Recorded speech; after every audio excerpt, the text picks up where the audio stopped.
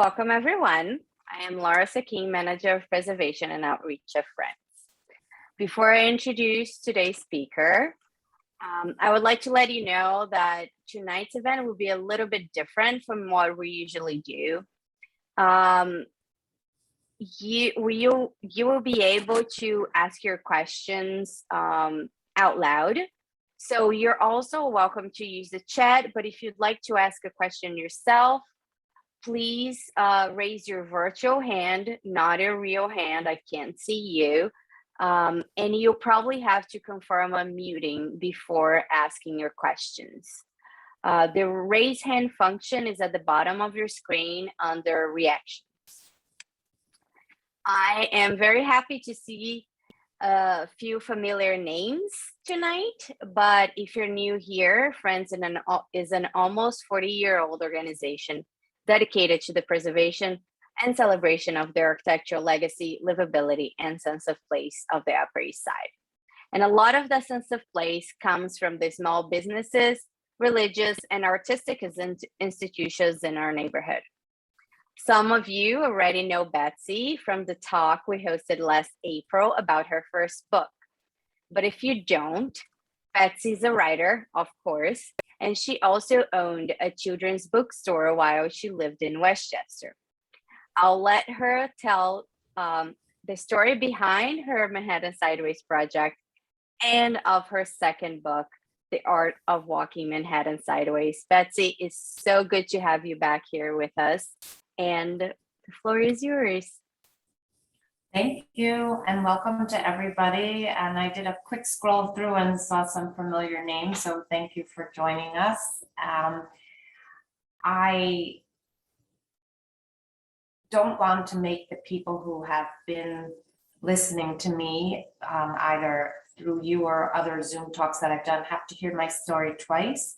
But I feel for those who have never met me, in all fairness, that I should give you a quick synopsis of who I am and why I'm here tonight, and to share my passion for the small businesses. So just very quickly, in 2011, I had this crazy idea, and I wanted to walk all the side streets of Manhattan, the original Manhattan grid, which starts on First Street from the East River to the Hudson and goes all the way up to 155th Street. And it took me 6 years of pounding the pavement, walking every single day. I loved every moment of it. And while I was walking, I was documenting and picking up business cards and meeting the owners and hearing their stories. And I went back to each street over and over again until I felt I had it right for the time being, because every day places open and close. So I was always trying to keep up my website, sideways.nyc, up to date. So fast forward to 2017, 6 years later, I finished my journey of walking. And all that time, I always had people rewalking streets. So we were always working on what I'd already accomplished, and I was always working my way towards my finish line at 155th. And when I finished my journey, it was my husband who said to me, now you need to memorialize this and you need to write a book. And having owned a children's bookstore and having a mom who's an award-winning author, books were in my blood, and there was no question that I always knew I should do something, but I just hadn't figured it out exactly. And I'd spoken to publishers and I'd spoken to graphic designers, but nothing was ever hitting me exact. Then March of 2020, a year and a half ago, COVID hit, and I said, oh my goodness, I need to do something. Everything about my walking and my website has always been to support, promote, celebrate, honor the small businesses. And if ever they needed my love and your love, it was starting last March. So I said, okay, I need to figure this out, and I'm going to self-publish a book, because that was the only way that I could get it done quickly, and I could get it done the way I actually wanted it to go. Laura, I just wanted to ask you, because the slides aren't going, so I don't know if you realize that. Oh, there you go. Okay, great. So that's the first book. So we have a slideshow so that you don't have to just stare at me. And it says in little letters at the bottom what the names of all the places are. And if you have questions at any point about any of these places, please feel free. So the photographs are all in both books. And I just seeing these amazing faces and some of these beautiful places will just keep you far more entertained as you have to listen to me. So, okay, sorry. So I decided that I was going to write about the small businesses on the side streets that have stood the test of time. And they were going to be 30 years or older in the first book. And so the first book has chapters devoted to lots and lots of restaurants and really wonderful bars, and then unique shops, hidden gems, from hair salons to tattoo parlors to boutiques, et cetera, et cetera. The first book came out 6 months later, and I never anticipated it having the reception that it did, and it was quite exciting, and it inspired me to want to do another. And so many people were saying, is there a second? And we all knew there were so many more places that I hadn't been able to put in the first one. But the real impetus for my second book was because the first book, I wasn't positive of how the people would perceive it if I did what I really wanted to include, which were chapters about the arts in all its forms. So that includes museums and galleries, as well as dance, theater, music venues. There's even comedy club in there. And so there's all these wonderful places on the side streets. And yes, Alvin Ailey is in the book. And I'm going to assume that most know Alvin Ailey Dance Company, but they're not as big as, let's say, New York City Ballet, which is where I grew up going all the time and love. But somebody said to me at one of the other dance places that I included that it was such an honor for them to be in a book that also had Alvin Ailey. And I said, well, then that seals the deal for me. So anyhow, and it goes all the way up into Harlem. There's so many fantastic places in Harlem, and I'm going to speak about some of them in a bit. And then on my daily walking, I discovered all these amazing not-for-profits, organizations that people don't know about. They're not all brick and mortar on street level. Some of them I discovered going inside buildings or had heard about and went and found them. And these are organizations that maybe you know one or two, maybe because you were interested in, for instance, the Animal Medical Center, which is in the East 60s. So I'm assuming many of you do know it, but their story was just so intriguing to me, and their dedication and what they've managed to do for animals.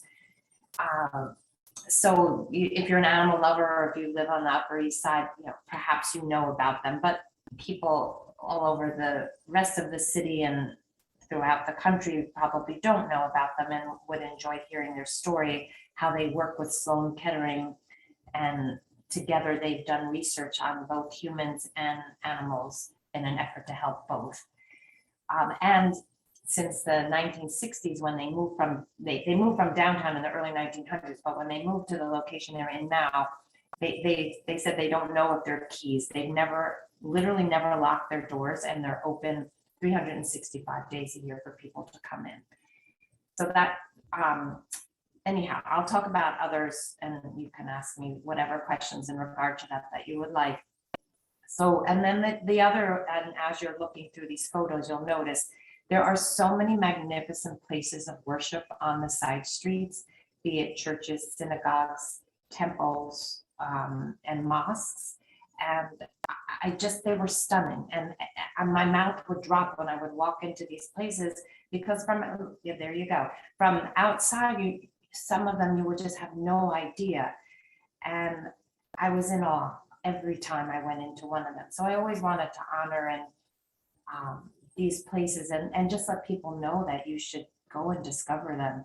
And I love to take people to St. Patrick's Cathedral and to walk those halls. They're magnificent, but there is more in our city. And the whole point of Manhattan Sideways and of what I do is for you to learn that, yes, go to all these famous places. And for people who come from out of town or people who come from around the world, they should go to the top of the Empire State Building, to the Metropolitan Museum of Art, to Lincoln Center. But if you really want to know New York, you need to meet people like this gentleman with his bird on his shoulder. You need to step onto the side streets, and this is Lulu Buttons, and hear their stories. And they love meeting you and they want to speak to you. Now, this is Gracie Mansion, and one might say, why is this in my book? Well, the chapter devoted to museums, it is a museum. And people are invited. You can take tours of Gracie Mansion. And I would say 1 out of 100 people even had no idea that you could go to Gracie Mansion. So I wanted to give them a little bit more exposure and encourage all of you to go visit. It's beautiful. And it's New York's history at its best. So who wouldn't want to be able to share and learn about it? Okay, I'm going to take a quick pause. And if there's any questions, be it in the chat room, or if you want to just virtually raise your hand, I'm happy to answer. And if there isn't anything, I will just keep going. Just as a reminder, if you'd like to ask a question, you should be able to raise your hand or submit a question in the chat. Oh, we have a few highs for you, Betsy, on the chat. In one raised hand from Barbara. Barbara, I am going to ask you to unmute. You may have to confirm that, and then you can ask your question. Hello, everyone. Thank you so much. I'm a Tribecan resident here since 1976, and I've walked this city just like you have. So I embrace every little shop. I worked for Barney's for 29 years, so I can only honestly say that our city, there's no place else like it. My question is, where is this Church of the Heavenly Rest? I'm going to give me 1 second and I'll tell you the exact address. It is 2 East 90th Street. It's absolutely stunning, just stunning. Yeah, I can see right away. So I don't really go up there, so I'd like to. And what about the synagogue that you showed in the program? Well, there's a bunch, but Emmanuel on 65th Street. Well, I belong to Temple Emmanuel. No, I belong to that. So not that one. There's another one. No. There's Park East. I know that one too, but there was something else. There was another synagogue that I saw in this profile. You know what? The loop will go around again and you'll be able to see it. Okay, very good. And I can look up for you. Yeah. All right. Thank you so much. I appreciate it. Of course. Is there anything else, or should I? I think you can keep going for now, and Okay. we'll get more questions later. Okay, so one of the places that I discovered on 107th Street, 319 West 107. This was one of the places that truly inspired me to want to do the second book and to have the chapter devoted to the arts. Nicholas Roerich, R-O-E-R-I-C-H. It's this magnificent brownstone. The whole street is lined with beautiful brownstones. And this is just one more tucked in there. And it's a little sign, you kind of have to know to go find it. But you step inside and it's absolutely stunning. And it's a museum. I wouldn't even call it a gallery. It's a museum. And it's filled with several hundred of Nicholas Roerich's landscape paintings. But I then, in addition to speaking to the people there, I did my own research because I was totally intrigued by why was this here? Why was it started in 1949? People made this museum in his honor. So he was born in the early 1900s in Russia and was an artist at a very early age. And he loved traveling and he loved doing the landscapes. And he particularly was interested in cultural pieces, cultural buildings. And he got very concerned at a very young age and said, what's going to happen to these, especially in wartime? And he was committed to cultural preservation in the 1920s, way before anybody else was really giving this much thought. And he drafted what was called the Roerich Pact. And it was intended to protect monuments and institutions during wartime worldwide. Sorry, a lot of W's. And then it led to the creation of what was called the banner, is called the Banner of Peace. And it's this big white flag, and it has 3 conjoined red circles that hang at cultural centers around the world and declaring them neutral territories. So his goal was, if in wartime people were bombing, be aware that there are these special places and please stay away from them. And then he came to the United States and he spent some time here in New York, and he was very committed to all the arts. And he was one of the people who started preaching about curriculum in the arts. And if you're an artist or you're a musician or you're into theater or dance, that they're all intertwined, and that that a curriculum should be made to encompass everything, and that people should be able to study it all, because to understand theater, you need to understand dance and music and vice versa.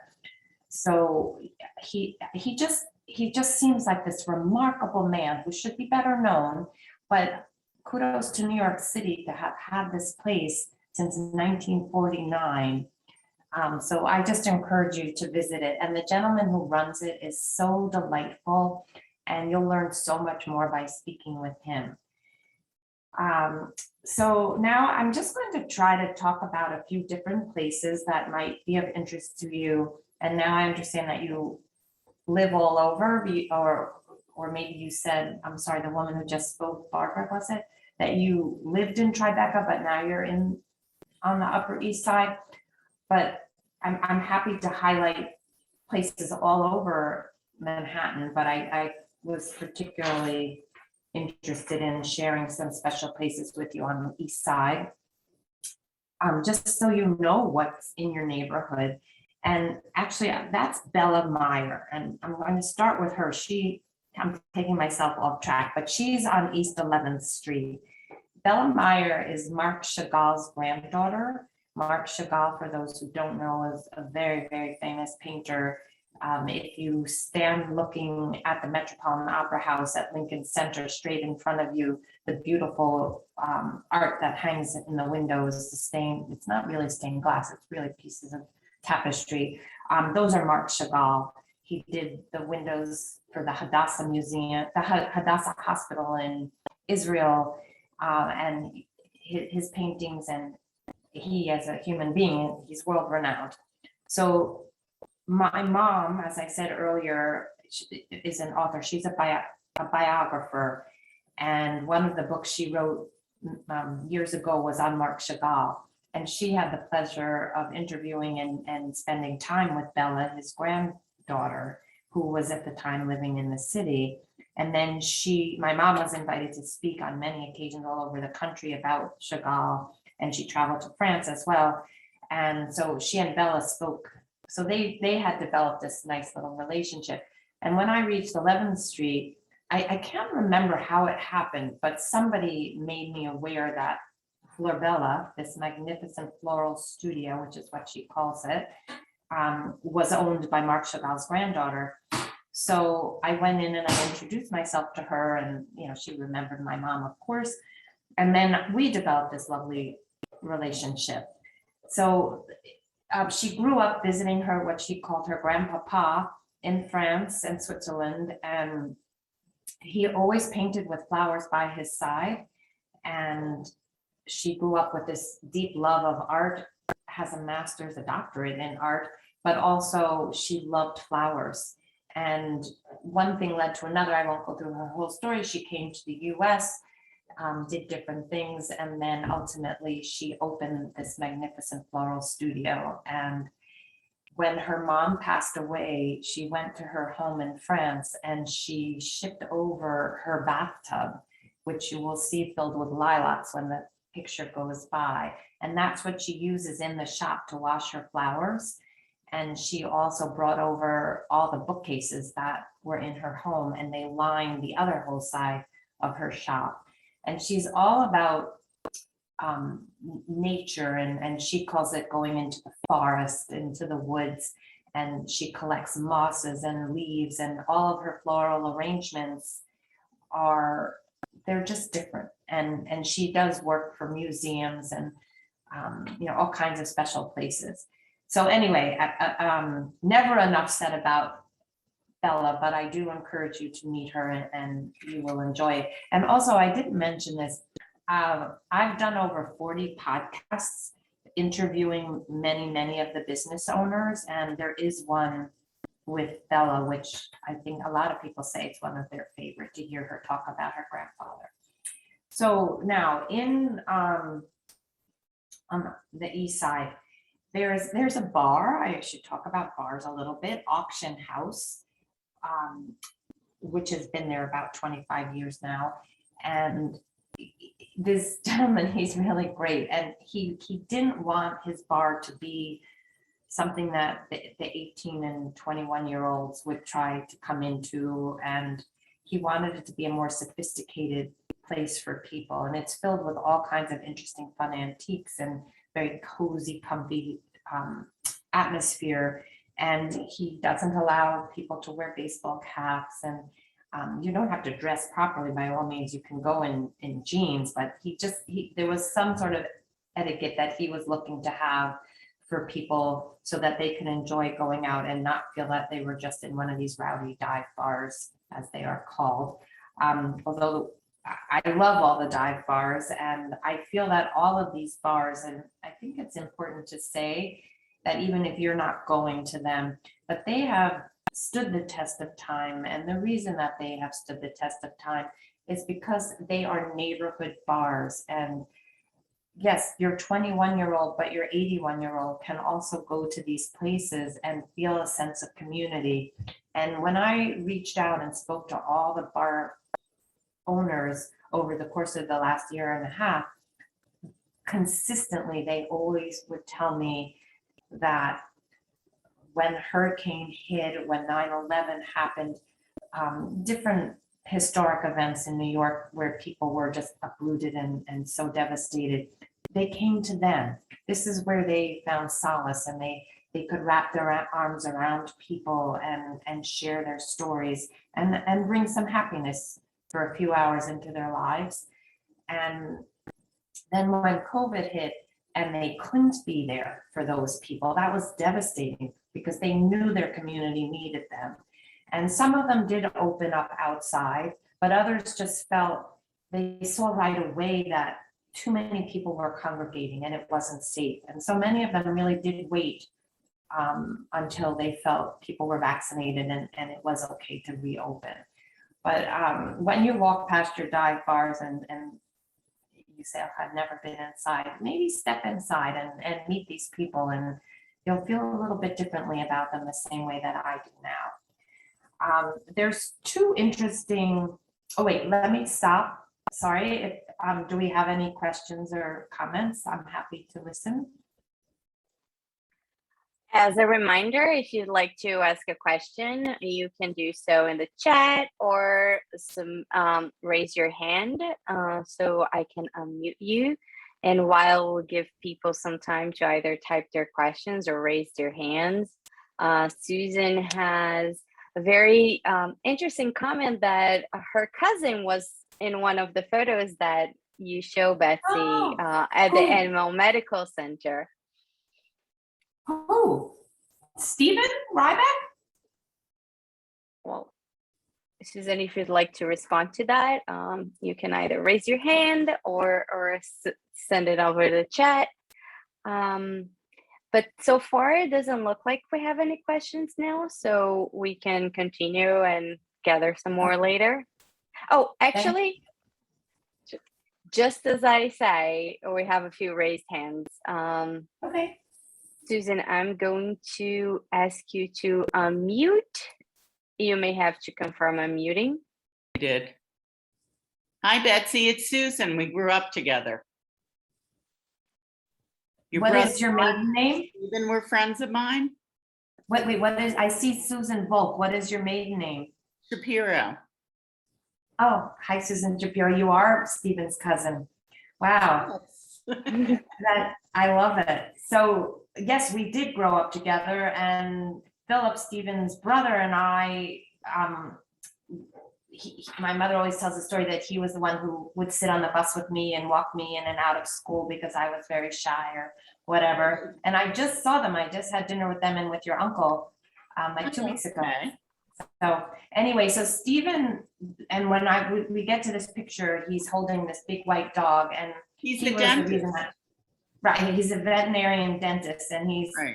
a very highly regarded veterinarian dentist. And I got to spend a couple hours and had a full tour of the whole animal medical center. And Stephen said to me, "Come in, you want to watch? I'm doing some surgery." And I was like, no.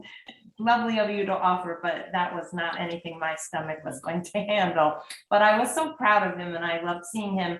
And so I had to put that picture in the book. It's such a beautiful picture.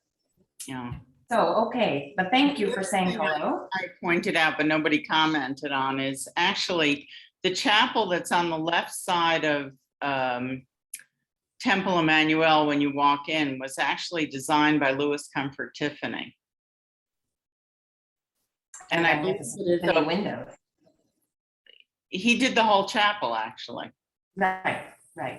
And it is open to the public. I'm not sure if they require appointments now because I haven't lived in New York for a while, but you can go in there and look around it. It really is amazing. It's a total time warp.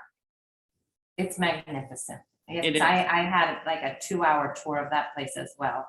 Yeah. With, their archivist person. So it was really fascinating. And they have a museum in there too of all kinds of Jewish artifacts, Right. which is quite nice too, yeah. And speaking of Tiffany stained glass, there is a bar that's in the second book called McManus down in Chelsea on 7th Avenue and 18th Street. And that has original stained glass windows done by Tiffany. So the bar is over 100 years old. So you never know where you're going to find your Tiffany glass, right? Not really. Okay, is there anything else that I should address or keep going? Yeah, we have a raised hand from a person named D. D, I'm going to ask you to unmute.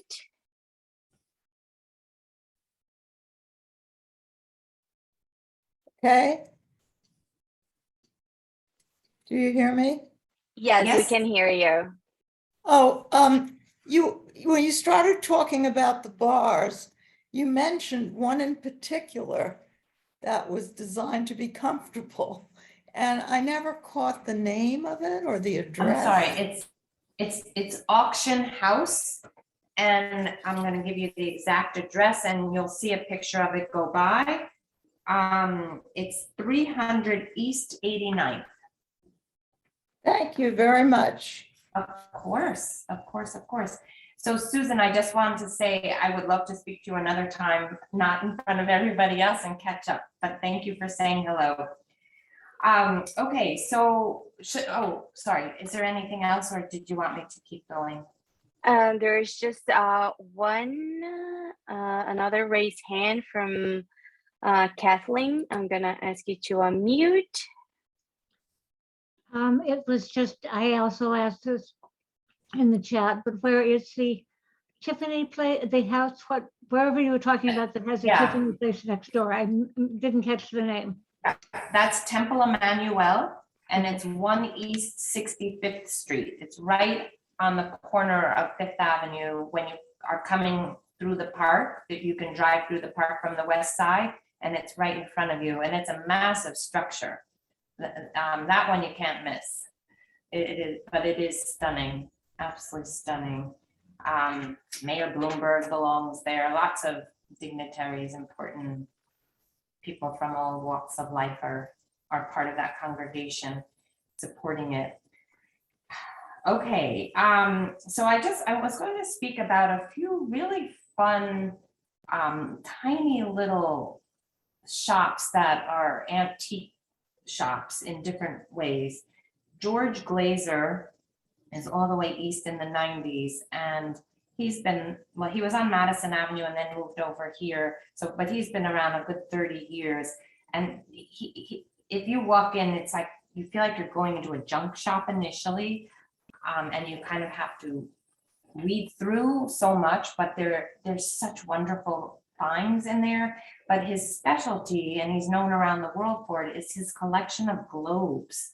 So globes that go back hundreds of years, and they're all sizes. They're miniature and ginormous. But it's just a really fun place to go in, and he's such a character. And you know, go in with a lot of time. Don't be in a hurry, and just enjoy looking around and chatting with him. And I recommend for any of these places to check their hours, because even what's on their website might not be up to date. Because of COVID, people, their hours are shorter for sure. So always kind of check in before you walk over to a place. And then I love this woman, Martine's Antiques. She is just such a sweetheart, and she's from France. And she said that as a little girl, she always loved collecting things. And then she came to the US, and she actually owned a chocolate shop, and she owned, in addition to her own little shop, she had a little space at Bloomingdale's, and where she sold her chocolates. But her passion was always antiques. So she was always bringing things back from her travels in France. But what she pointed out to me was, in Europe, you can collect, and it can be from Germany or Italy or England. But in America, we tend to want to collect those things as well. But she said people don't realize what we have in our own country. And so she started collecting all kinds of vintage things here, and that we just have such a wealth that we don't need to go to Europe to find wonderful things, that we have them here. So she has this really tiny shop, 2-3 people can fit in there, but it has jewelries and purses and art, and just people come by and give her things to sell, or it's whatever she discovers. And you know, whatever mood she's in, she said, if I see something and I like it, I'll bring it into my shop. But she's a delight. She's an absolute delight. And she's really suffering now, and she does need your love and support. So I would ask you please to go visit her. Then the other end of the spectrum, I guess you would say, is Shrub Soul, SHRUBSOLE on East 81st Street, just off Madison. And it's next to the restaurant, the Italian restaurant Sistina, which is, both of these places are in the new book. So Shrub Soul has been around for over 100 years in England. And the gentleman who's Mr. Shrub Soul, who started it, his son grew up in the business with him, selling English silver. But at some point when he was older and able to travel to the US, he came here and he started collecting American silver as well as English silver. And then in 1936, he opened Shrub Soul on 57th Street, East 57th Street. And he was there for 80 years in the same location. And then only recently, several years before COVID though, real estate just was too expensive, and he decided, he married a woman who already had a child named Tim, and Tim always said he wasn't interested, but the more time he spent with his stepdad, he grew to love the history of the silver, and he would go on the buying trips with him, and he learned so much. And when his stepdad passed away, the shop was left to him, and then he was forced to move it to where it is now, on 81st Street. But it's a magnificent store, and it has everything from the 18th century in the way of silver. So you might not be up for purchasing something like this, but just to go in, it's history again. You're just learning so much. He even sometimes has pieces by Paul Revere, who was a silver craftsman as well as one of America's heroes in the Revolutionary period. So these are just a few places that I wanted to mention as far as fun little shops. If you don't know Little Wolf Cabinet Shop, that's also a really fun place on 82nd. So that was started in early 1900s in Germany, and by the grandfather. And then his son, when he came to the US, he came just with his carpentry tools, and he opened his tiny little shop and has kept going since 1956. And now his son, John, runs the shop, and it got its name because when his mom was pregnant, he was the second child, and people would refer to him as Little Wolf. And so that's how they named the store for him, he says. But he has done 4 generations of furniture for people in your neighborhood. He does everything, all kinds of wall units and children's bedrooms. And he said people come in all the time and say, I still have my bedroom from the 1970s that you made me when I was a little kid. So, and that's just a fun place to know about. Do you all know the Mount Vernon Garden Hotel Museum? It's on 60th Street, all the way over near the river, right under the 59th Street Bridge. And Abigail Adams' sister, excuse me, back in the 1700s, came here with her husband, and they were the original owners of this property. And this house dates back to the 17 and 1800s, and now it is a museum and just another fun place to visit and to know that this exists here in our city. Okay, I'm going to take a little break before I keep going. If there's any comments, questions. Let's see if you'd like, again, if you'd like to ask a question, raise your hand. We do have a few comments on the chat. Let me go over them. One of them, it says that the slideshow stopped. I'm sorry, that's probably me. Let's see if it will. Yes, it's returned. Somebody's asking if George Glazer, part of the family that had the Glazer's Bakery. I don't think so. I won't swear to that, but I don't think so. Right.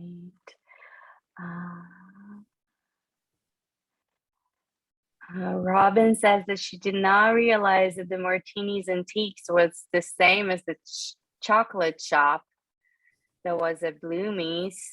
Oh, you remember it. That's great. Yeah. Right. Yeah. And the other comments about the slideshow, I apologize for that. Also, if anybody would like to ask more questions, I'll give you a few minutes to raise your hand.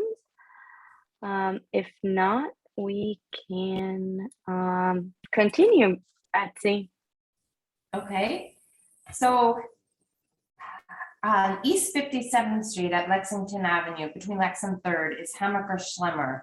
And I have been just amazed at how many people in the know, New York City people as well as people from all over, everybody always says to me, oh yes, I know the catalog. It's like the sharper image. And yes, they have had a catalog for about 150 to, I think they just celebrated 175-year anniversary. So yes, they do have this world famous catalog. And Hammacher Schlemmer, for those who don't know, so what I wanted to say is, but they've also been on East 57th Street, and they only have the one store, and it's a fabulous store. And they aren't a chain like a Sharper Image. But it has all kinds of fun objects and gadgets and some clothes and a bunch of things for children. And it's just a really fun store to shop in, to browse in. My dad used to take us as little kids, so that's, I guess, how I always knew it.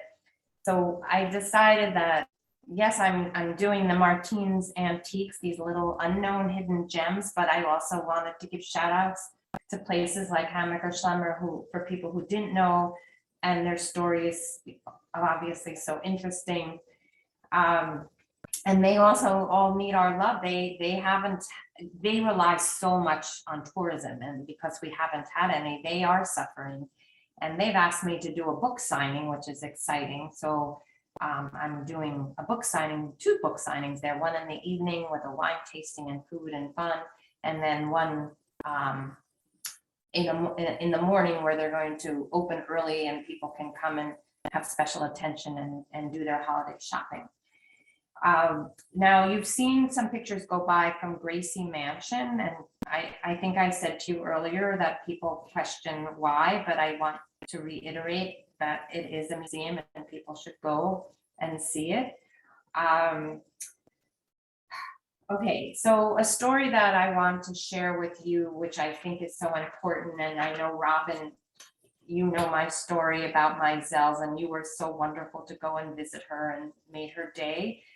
But for those who don't, my Zels is a tiny, tiny chocolate shop that also has over 150 different licorices from Europe there. And it's owned by Camilla Mizell, who came here under political asylum in 1981 when she was in her 20s and spoke no English and had nothing, absolutely nothing.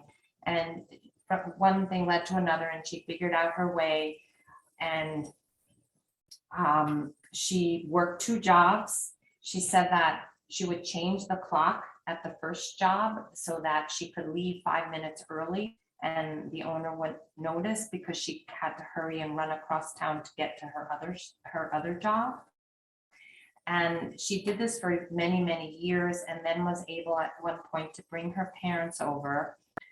Her dad passed away, and then in 1991, she was able to purchase a business on West 55th Street across from City Center that had been a candy shop. And she took it over, and she and her mom together built up this business. And she basically has never missed a day of work. She's a one-woman show. Very sadly, her mom passed away a few years ago. I had the pleasure of knowing her and adoring her. And she made her grandmother and continues to bake her grandmother's chocolate chip cookies dipped in chocolate. They're scrumptious in what I think is probably the tiniest kitchen in all of New York City. And she makes all these hand dipped chocolates and truffles. And she does all of this herself in this shop. So I befriended her, as I have so many of these business owners over the years. That was the most wonderful part, was spending time with all these people. Actually, I should say that I was doing a Zoom talk a few months ago, and a woman stopped me and said, Betsy, we all have dreams and we all have passion and we all have ideas of something we want to do special with our lives. But she said, how many of us wake up every single day for 6 years and keep it going and pursue it? And I just need to know what made you keep on going. And it, without hesitation, my answer was and is the people that I met. And the people that I met sitting on a stoop on East 55th Street, or and going into the shops and having people say, oh, wow, what you're doing is so great. Well, you need to meet like these 3 people in the falafel store on 17th Street and hear their story. And I just loved it. And it keeps me going every day. And I'm very happy to say that I have made so many friends with these people. And my sole purpose in life is to help all of them. And it is, I always say, this is my passion project. So now back to Camilla at Meisel's, the chocolate shop. She called me several weeks ago and she was crying and she said, Betsy, I don't know what to do. And I had been checking in with her and chatting with her all during COVID, and she was having such a hard time because there was nobody on the street. She's in the theater district. She's across from city center. Everything was shut down and the hotels were taking in homeless people. And she was going in every day, but she was so frightened.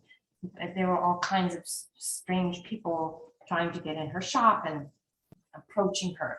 But anyway, on this day when she called me, she had been served papers by her landlord for $280,000 in back rent, which I'm not going to go into it, but the numbers didn't add up by any means. He was doubling her rent.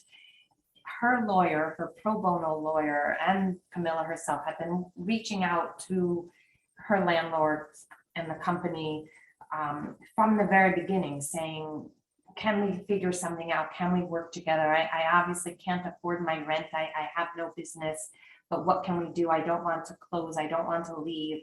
And he never, ever responded.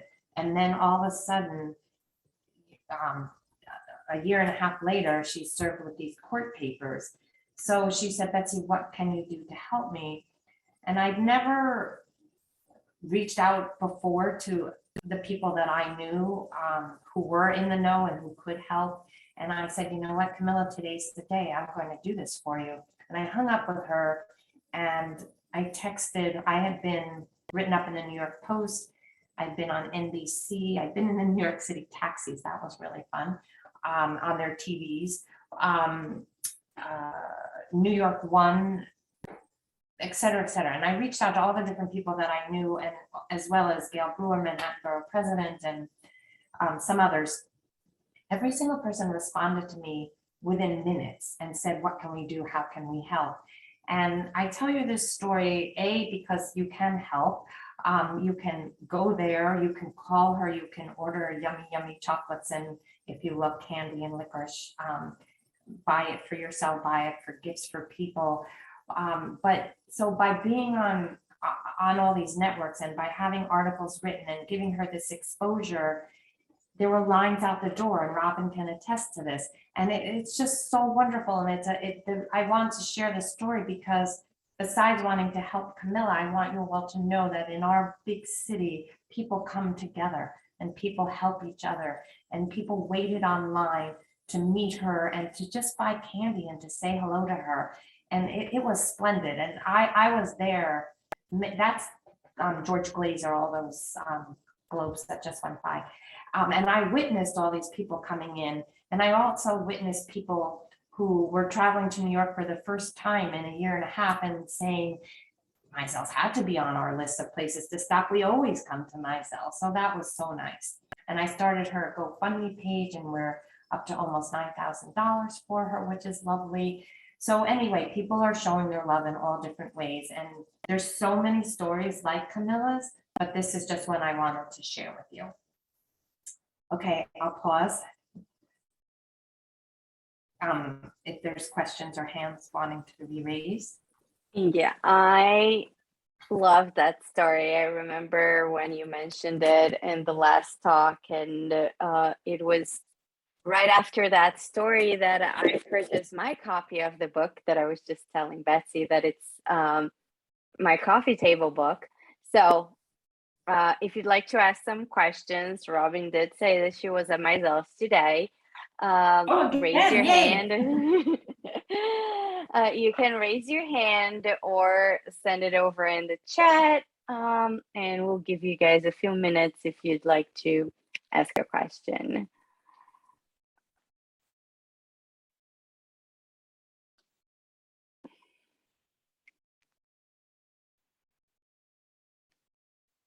I think, Betsy, we can continue for now, and then leave some more questions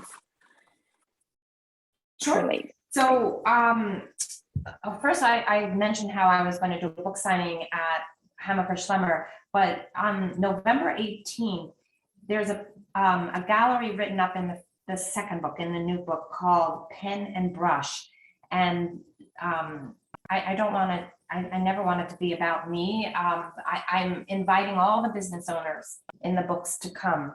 And it will be a lovely way to meet some of these people that you've heard their stories. And it's a fantastic gallery. And they have an art installation going on now in their basement part, which is, it's 2 floors basically. So this is the bottom floor. Upstairs is all beautiful paintings by Deborah Jack is her name. And then downstairs, there's 6,000 pounds of salt that covers the entire floor. That's the bathtub that I spoke about from Florbella. 6,000 pounds of salt. There's a slideshow and a light show, and it's just so cool, but it has a meaning, and it actually takes you back to slavery times. And there's a whole conversation to be had about all of it, but it's kind of a fun place. So if you're motivated and want to visit a really cool gallery, and I'm going to actually have my Zell's chocolates there. That's an incentive, and some wine. All safe. Camilla's going to put the candies in individual bags. Oh, remember that photo. So because we don't want people sticking their fingers onto a plate or a bowl. I guess we never did want people doing that, but that's part of the gallery right there. So I just wanted to mention that. That's Camilla. That's my Zell's with all her licorice behind her. Yes, okay. So I just wanted you to know about some other unique shops that you might not be aware that exist in our city. There's a bookstore called Chartwell's, and it's inside a beautiful commercial building, and you wouldn't know it's there unless you had read about it or I'm telling you. Chartwell Booksellers, the entire bookstore is dedicated to Winston Churchill. So if he's someone that is important to you or you want to learn about, who knew, right? That's one of those who knew moments. Champion Stamps on the west side is completely dedicated to stamp collecting and has been around since the early 90s, and stamps from all over the world, as well as paper money from all over the world. And you can go in there and you can really learn the history of a country or multiple countries, and just through the world of stamps and money. And you can see on all the different bills people's faces and who led the country at the time or who was important at the time, going back hundreds of years. So I find that also a fascinating place. Just Bulbs on East 60th. It was his grandfather's, and now this gentleman runs it. And so they've been around a very, very long time. And anytime, any bulb that you could possibly need or want, you would find in Just Bulbs. Bonnie Slotnick Cookbooks on East 2nd Street. She used to be on West 10th Street, and a few years ago, she moved over to the east side because she lost her lease.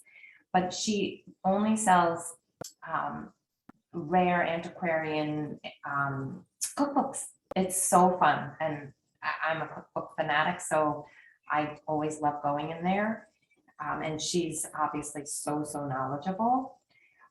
And then if you remember seeing this very, very colorful shop, is La Serena on East 3rd Street. And she also recently took space in Chelsea Market, which is pretty exciting. It's everything from Mexico, all these beautiful crafts and little trinkets to, more impressive, larger size pieces. And she just always loved traveling to Mexico, and she loved going into the countryside, and she loved to go to the little villages and meet the people. And she's been doing this now for 30 years and bringing it back and selling it in her shop. So we just passed Grandma's Place, and I might have spoken about Grandma's Place in my last. That's the Mount Vernon Museum on East 60. That's Martine, lovely French woman.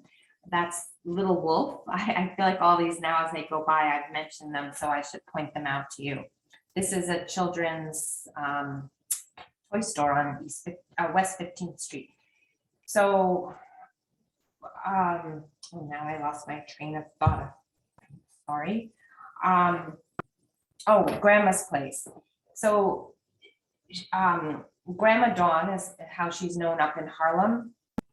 And I'm not going to tell the whole story because I'm going to think that I might have told it last time.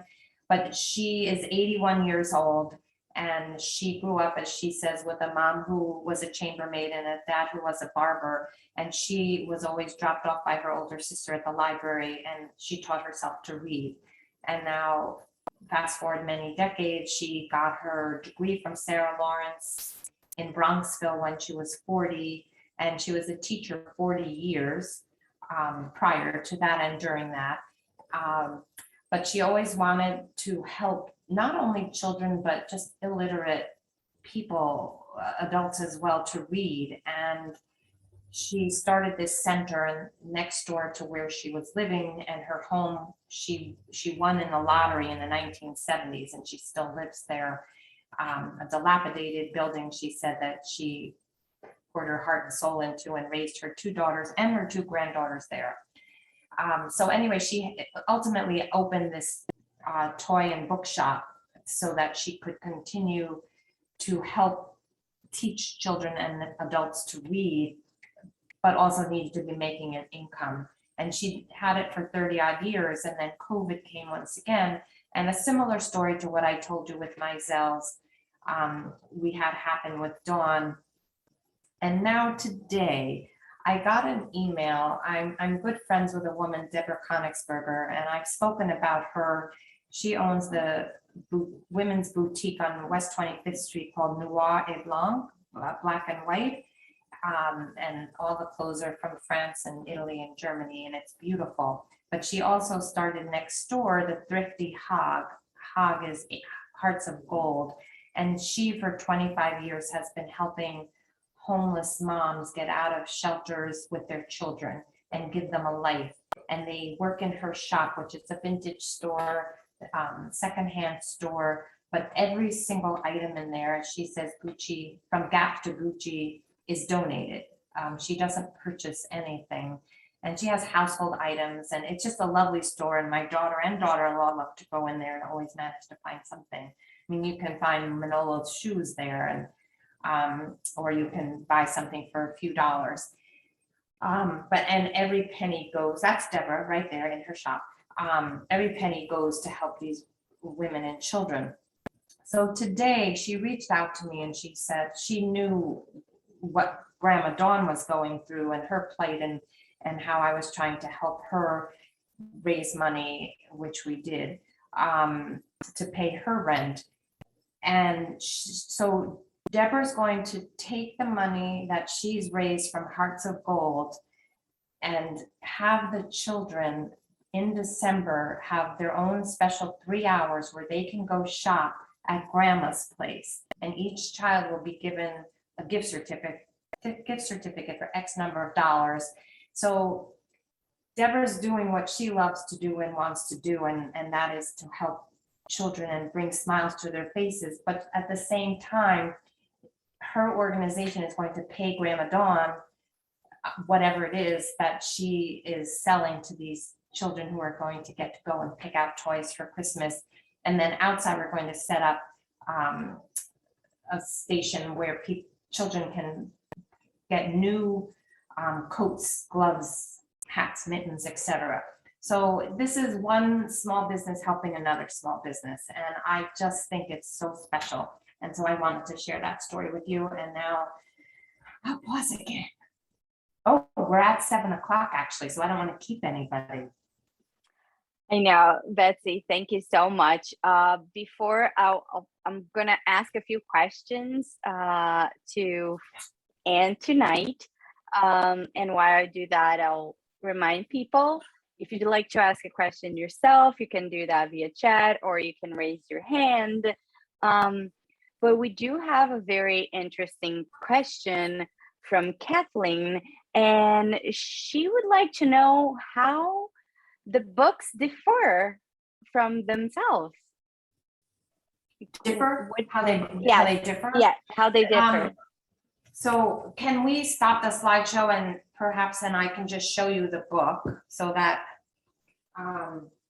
so the shape, the concept, there it is. This is the new one, The Art of Walking Manhattan Sideways. Both books are me wanting to celebrate all these wonderful, wonderful businesses. They're totally different stories. The photography is magnificent, as you have been witnessing. The Art of Walking Manhattan Sideways, as I said, has an emphasis on the arts, but there are still many delicious restaurants and bars and all kinds of specialty shops, which I've been talking about in there, and as well as the sacred spaces, places of worship. So you don't have to feel if you have one, you shouldn't have the other. And you don't have to have the first one before you can have and appreciate the second one. They're totally different. And what I wanted to say about that is there's so many places in the city, which I'm very thrilled about carrying the book. So, and I'm happy to help you to tell you what stores near you might have it. But also, if we could put in the chat, it's gosideways.nyc. So you can order the book online. And if you live in Manhattan, tomorrow, most likely, I would deliver it to you. If you want to have a gift note or you want it signed to a particular person, just let me know that there's a place for you to do that. But the other thing to put in is my phone number, because I find that sometimes people are just, I'm going to put it in for you now, far more comfortable. Whoops. They don't like to put their credit card online, or they don't know how to navigate the website, which I understand perfectly. So you're always welcome to call me and I'll help you any way I can. Yeah,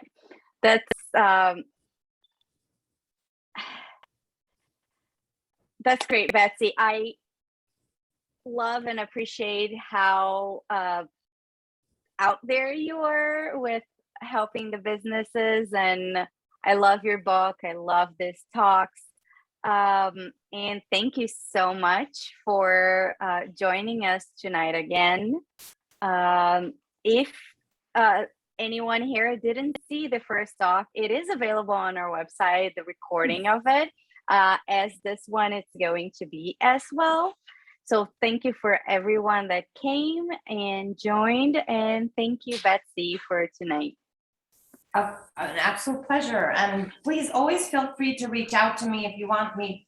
If you don't remember something and you want me to go over it with you, call me or text me and I'll answer you, not to worry. So thank you. Thank you, Laura, for everything you do. Thank you. Bye-bye, everyone. Bye-bye. Good night.